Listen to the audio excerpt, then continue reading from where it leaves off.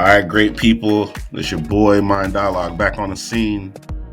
A little bit serene, but always relatively keen to all the charting schemes. Let's go, y'all. I want to jump into what's going on with gold currently. Now, last time in the last video, I believe video number 3, where I wanted to share the gold update trade, I had a stop loss, I think sitting probably a little bit below this red area. They stopped me out, right? So I think it was probably around 2,800, 3,000, 3K. And they stopped me out. So now we are. So, yeah, as I was explaining, I got stopped out of the trade, probably lost 2,800 to 3K. I gotta go back and look to see how much it was. Then we came back down all the way, which is, I'm quite surprised that they keep coming back down. Let me go on the higher time frames on the 4-hour. I'm quite surprised, and take the orders off, clean this up a little bit. I am quite surprised that we keep coming down to hit this trend line. And now we're still in this descending, like, smaller channel here, and ping-ponging. But when we got down here and hit the trend line again, I did enter a trade again. Let me go back. I'm gonna go on the hour time frame. I entered the trade, and then it was a beautiful entry to go up here up top. I initially set a stop loss, I think, of 950. I had a pretty aggressive profit target, but I just took profit probably like 30 minutes ago at, I think, probably around 2,100. My profit, I switched my profit up to where you see this yellow line right here, this blue line. So what's so interesting is, you see how, I'm gonna go in closer so you can see. So I got profit of about 2,100. So, you know, between that trade and the previous that I got stopped out at, I'm only like minus probably like 700 to 900. And then you compare that with the trade before that, where I got the 10,000. So I'm very nicely in the profit, probably around $8,000 to $9,000. I'm not doing the exact math right now.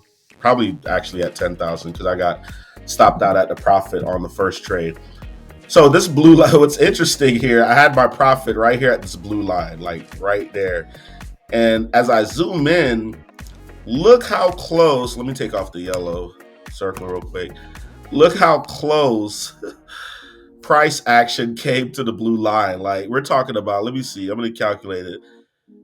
We went and made that high of 3350.2, and my blue line was at 3350.3. So what missed the profit taking level that I had by 0.1. That's crazy, yo. And that was a difference of, like, I would have got a profit around 2,700. So I would have, between this trade and the trade prior that I got stopped out at like 2,800, I would have essentially almost broke even, basically, right? So they started to come down because, remember, I said we're operating inside of this channel. I'm hopping back on the 4-hour now. So we're inside of this channel. We're hopping inside. We're going ping-ponging back and forth inside this channel. Let me take some of this stuff off so you can see this a little bit clearer. I'm going to take the stuff off I had on here before when we were talking about candle anatomy and all this different stuff. Let's slightly clean it up a little bit. So yeah, I'm going to show you how we ping-pong. We're ping-ponging inside of this channel. I get my path tool, and look, it's a clear ping-pong. Boom.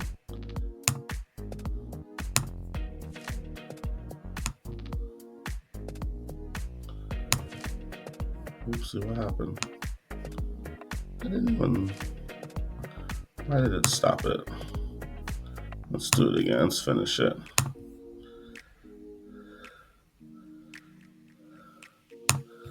So let's see if it could finish here and break out and go here. So this is like remember we had like two different wedges we're inside of. So watch this.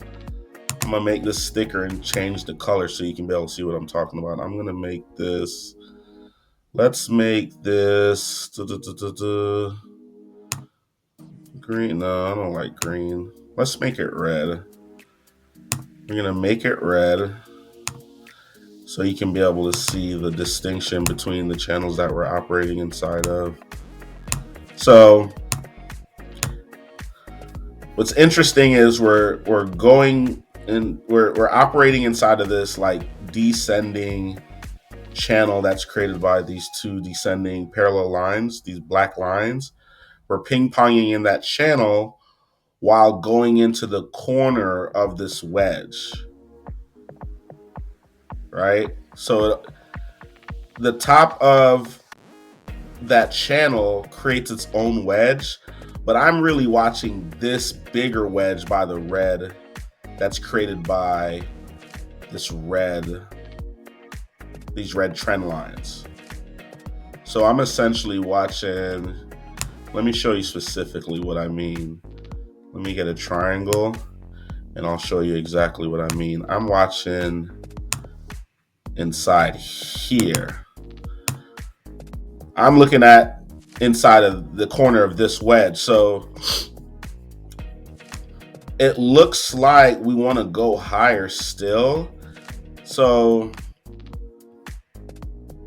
you know, this is the bigger, more important trend line we've been talking about since the first video I made on gold, and we just hit off of it again. So I want to see if we're going to continue playing around in this channel and try to come down again. I almost really think they want to break out at this point, right?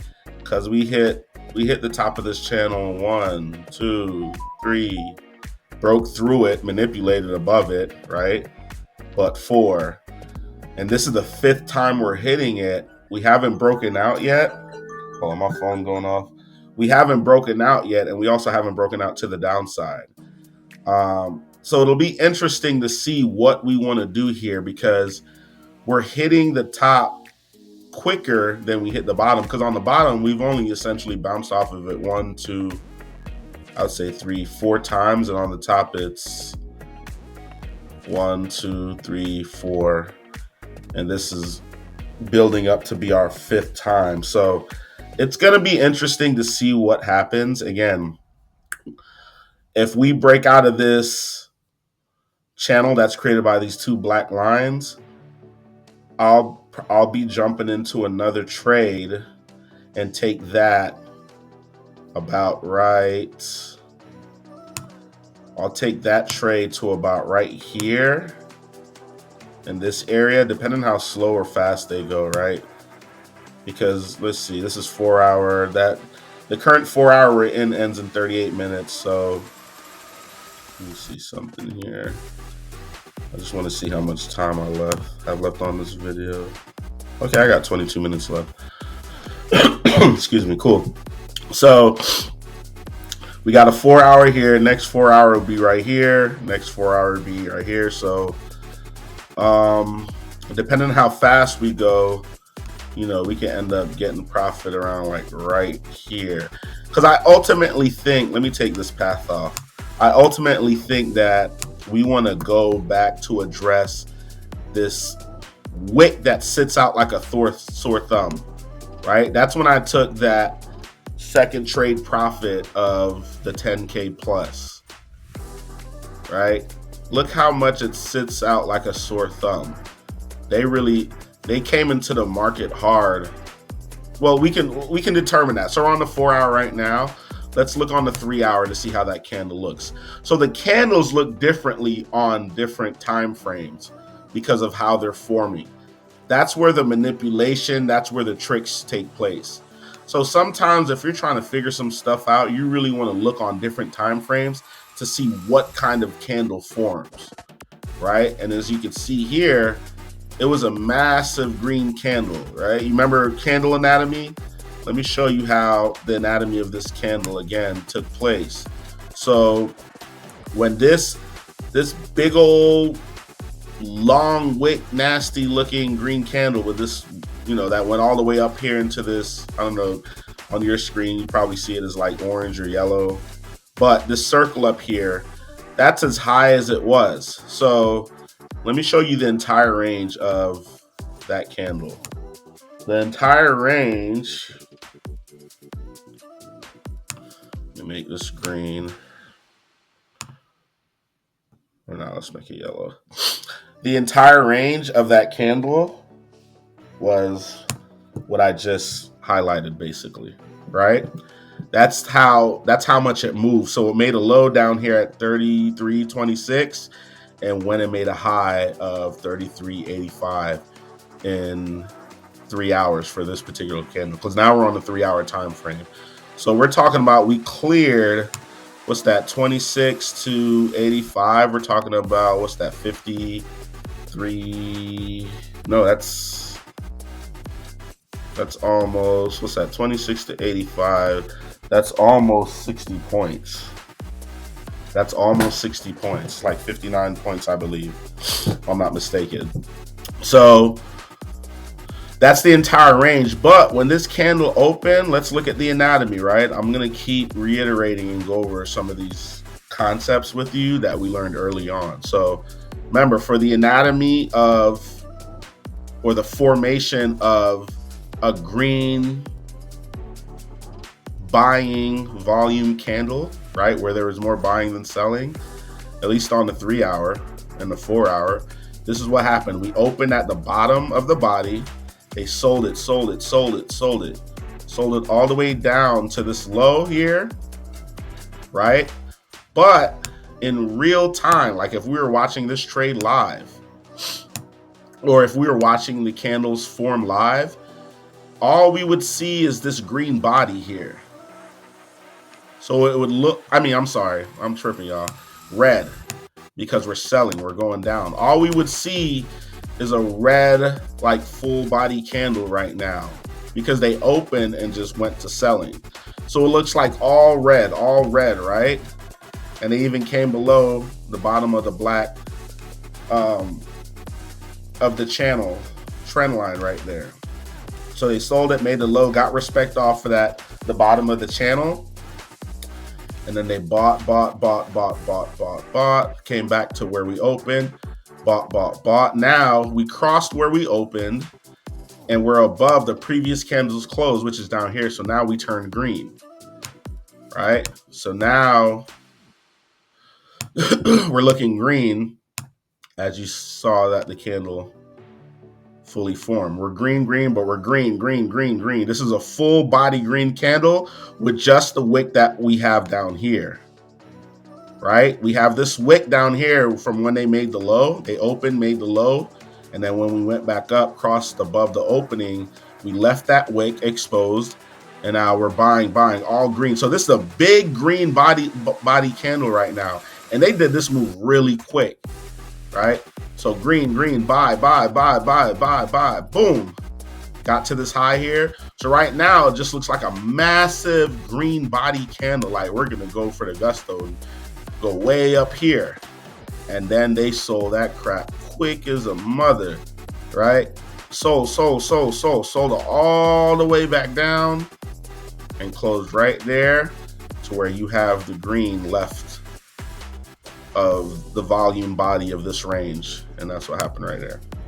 So we're watching right now. I'm looking to see what it wants to do, if it wants to break out or if it's gonna come back down, try to hit the trend line again and start creeping along it to come inside of this wedge or even go inside of this wedge. So I'm not gonna look to take any entries just yet because I have to assess a couple different things, right? So one of those things that I would look for is,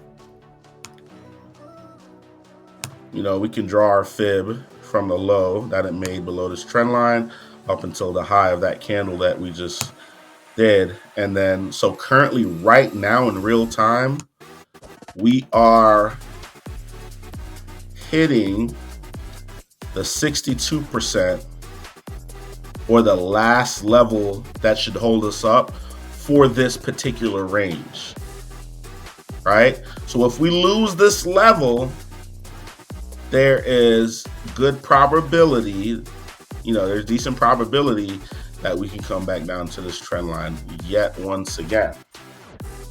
But we're going to see if they're going to, before I thought they were going to use this red area or this inversion fair value gap on the 4 hour. Let's see what it looks like.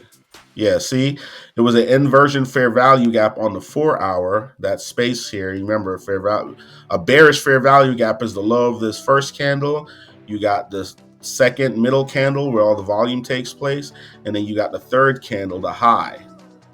So that space in there, we made a rectangle and extended to the right. This space is here is the bearish fair value gap. So initially I thought they were going to use it quicker as a support area to go back up, but they broke directly through it and wanted to come to the trend line. And now we came back up and broke above it, closed above it a couple times now. And now on the 3 hour that ends in about, or the 4 hour that ends in about 30 minutes, they look like they're getting support off of it. So we're going to see what happens there. Okay, but let's look to see how these candles look on the different time frames.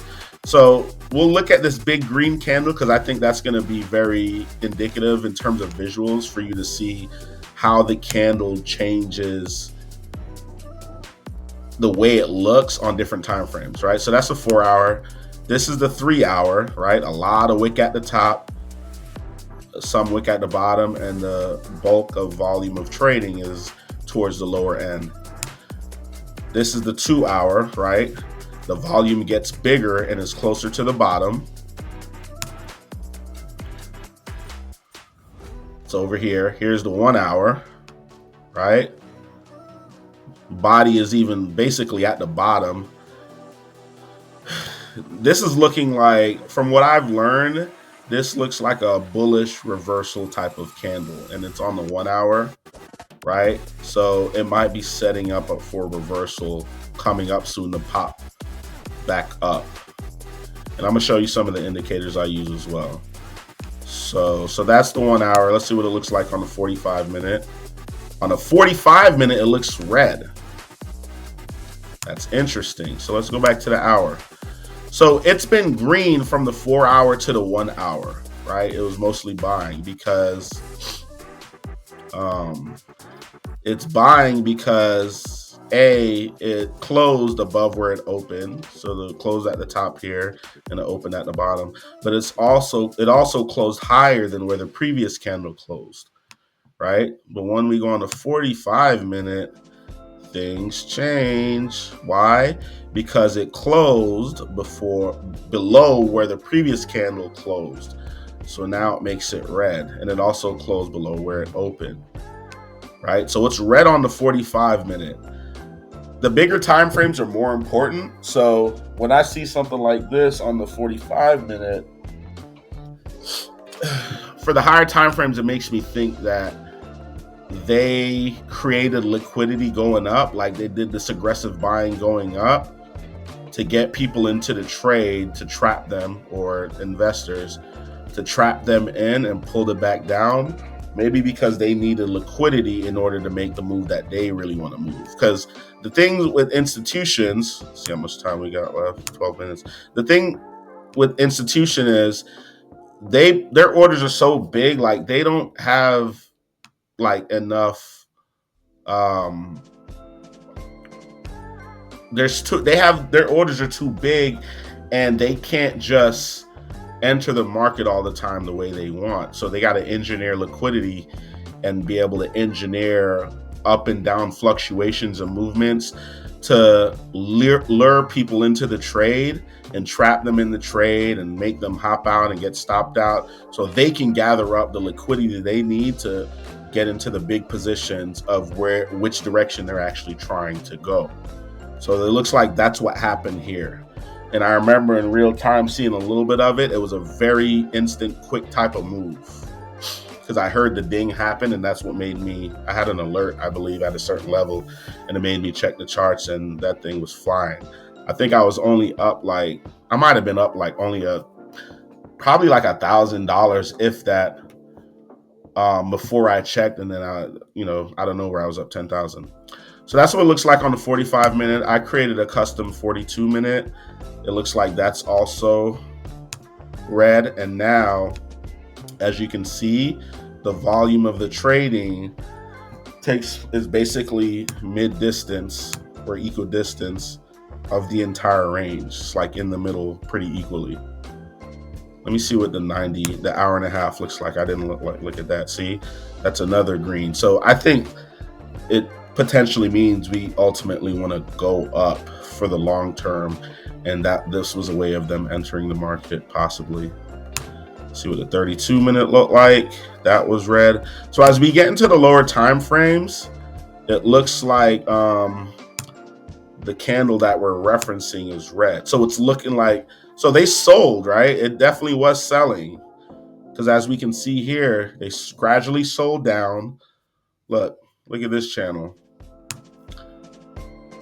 They gradually sold down. All right. Gradually sold down into this channel. And look what happened. Let's see here.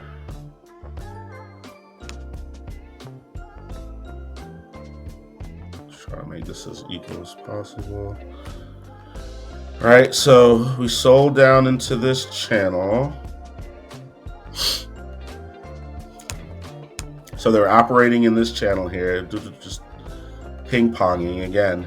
Manipulated down below it at first, came back up, teetered, did a hard manipulation down low on the 30 minute, closed below the channel twice, and then they popped back up inside of it aggressively. And then now it leads us to where now we're kind of consolidating right now. We're slightly consolidating because it looks like we're trading inside of a particular range. And look, it looks like they're currently getting support in this red area finally. So we'll see how that plays out. I don't want to go too much lower right now.